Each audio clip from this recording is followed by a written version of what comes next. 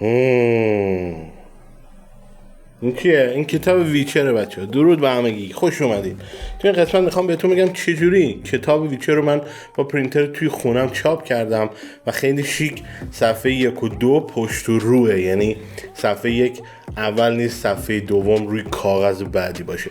توی این قسمت میخوام بهتون بگم چجوری با پرینتر توی خونتون، فرق نمیکنه هر پرینتری که دارید تنظیماتش همینه، یک کتابو چاپ کنید. برو بریم. قبل شروع هم لایک، کامنت، سابسکرایب یادتون نره و بگید با این روش دوست دارید چه کتابی رو شما پرینت کنید.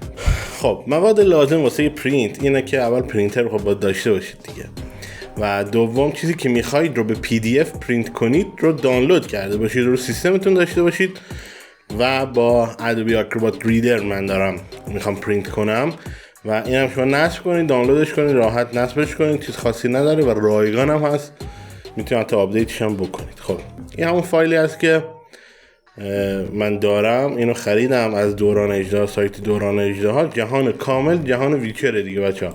داخلش تمام توضیحات رو داده و شکلی سرزمین‌های شمالی دیگه. بیایید پایین‌تر، قشنگ تصویر داره و در مورد تصویر رو توضیح داده، دریا رو توضیح داده، تمام هر چیزی که از 0 تا 100 همه چی رو کامل توضیح داده. خب حالا میخوایم اینو ما چاپش کنیم که قبلا من چاپش کردم. یه مشکلی که توی پرینتر هست و اگه بخوای به صورت عادی این کار رو انجام بدی اذیت میکنه، اینه که پرینتر کاغذ اول رو میاره توی خودش، روش چاپ میکنه، میده بیرون، کاغذ بعدی رو میکشه تو و صفحه بعدی رو اون چاپ میکنه. خب اگر اینجوری بشه تمام صفحه های ما روی یه طرف کاغذ میفته و اون پشتش سفید میمونه. نمیخوام همچین اتفاقی بیفته، میخوام پشت رو باشه، کلی کاغذ هزینه‌اش میره بالا. الان فکر کنم یه بسته کاغذ 500 تایی 120 30 40 50 همین حدود هست و خیلی یه بسته کاغذ 500 تایی گرون شده و از اون طرف هزینه جوهرش هم هست. پرینتر بخواد رنگی چیز کنید دیگه، من رنگی زدم و نمیخوایم یه طرف صفحمون سفید بیفته. کاری نداره بچه، کنترل پی رو روی کیبورد میزنید، کنترل پی، این صفحه واسهتون میاد بالا که صفحه از تنظیمات پرینت رو بهتون میگه انجام بده. ما کاری که میکنیم میایم روی قسمت سایز، اول به روی سایز بچه‌ها رو گزینه فیت بزنید. اگر میبینید که مثلا میخواید کاستوم سایز بزنید، اینو مثلا بذارید 120 این حدود. خب اگه میخواید خیلی دیگه مثلا بچسبه، ولی من همیشه رو همین فیت میذارم و choose paper source by PDF page size رو هم تیکشو میزنم که استاندارد صفحه های اینجوری که نوشته استاندارد صفحات PDF. خب حالا نیازه که چی؟ یه سری تنظیمات دیگه انجام بدید. این دوتا گزینه بالا چی میگن؟ این گزینه اول واسه مثلا مقاله ها یا کتاب های خیلی طولانی که شما کیفیتشو خیلی نمیخوایی مثلا بالا باشه، میزنه آقا جوهر منو سیو کن، یعنی با حالت ذخیره جوهر واسه من پرینت کن. باعث چی میشه؟ باعث میشه جوهر کمتری زمان پرینت کردن مصرف کنه، یه حالت نویزی به تصویر میده. خب ولی کاملا قابل مثلا خوندنه، ولی با این تفاوت که هم سریعتر پرینتش میکنه هم کمتر جوهر مصرف میکنه. یا اگه چیزی رو خیلی دلتون میخواد خوبتر بخونید و کیفیت تصویر بالاتر باشه، این گزینه رو بردارید. این گزینه هم که میگه خب سیاه سفید چاپش کنم، که فقط اگه پرینتر جوهر افشان رنگی دارید، اگه این گزینه رو بزنید فقط از رنگ مشکیش کم میکنه. کپی ها رو کار نداشته باشید. اینجا پیج رو میگه همه رو یه جا، این 183 تا صفحه است، همه رو با هم بگیرم، که پیشنهادم اینه که این کارو نکنید و مثلا سپارت کنید پرینت کردنتون، چون پرینتر داغ میکنه، گریپاژ میکنه، یعنی رنگا میره تو هم.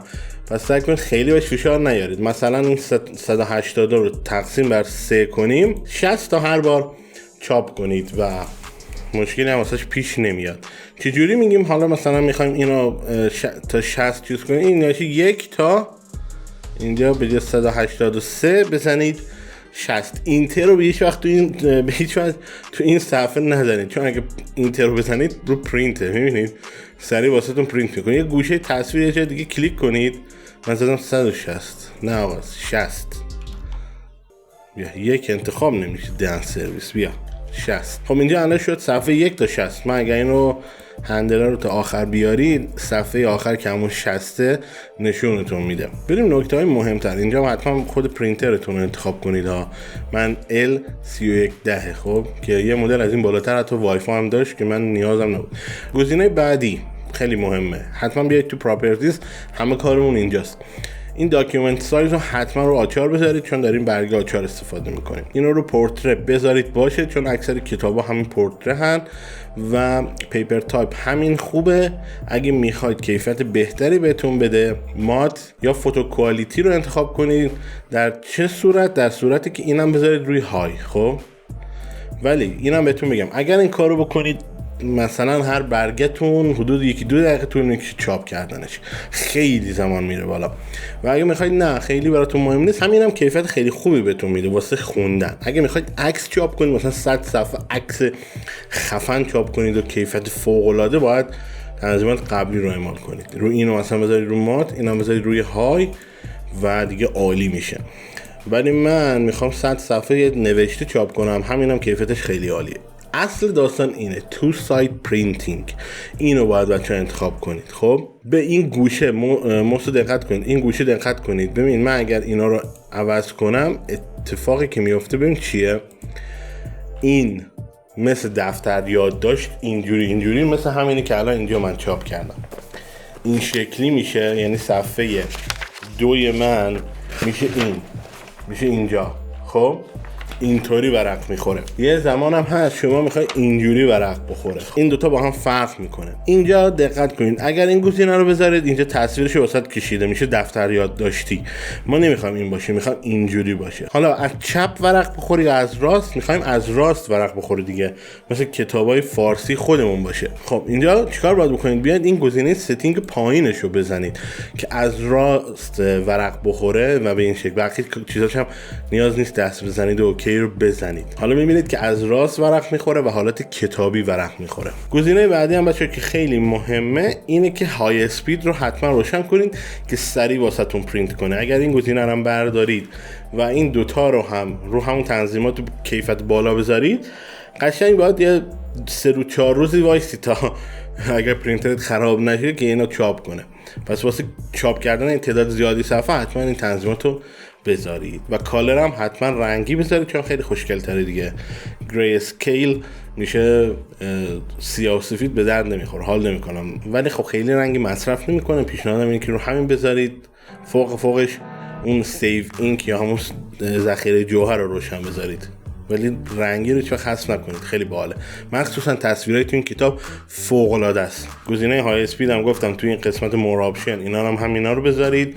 همه تنظیمات همین اوکی رو میزنید. حالا اینجا همه تنظیمات اعمال شد، پرینت رو میزنید. چه اتفاقی میفته؟ یه نکته خیلی باحال اینجا اتفاق میفته، یه ترفند خیلی باحال پرینتر اینجا استفاده میکنه. چیکار میکنه؟ میاد صفحه اول رو چاپ میکنه. خب کاغذ بعدی که میاد پایین صفحه 3 رو چاپ میکنه.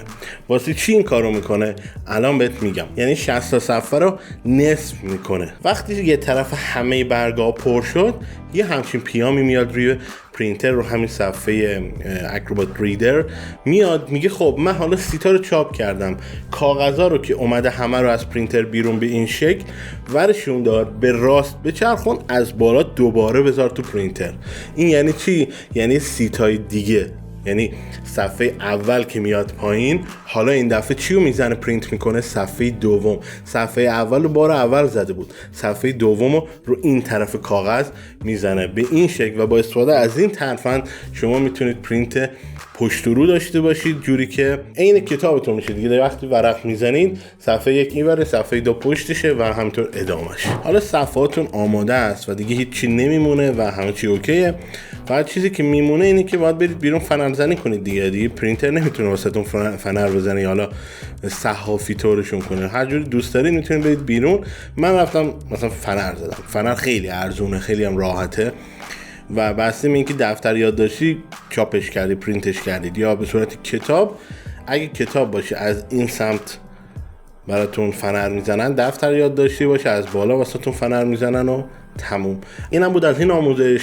اگه خوشتون اومد حتما لایک کنید و بگید شما میخواید برید چه کتابی رو باش پرینت کنید.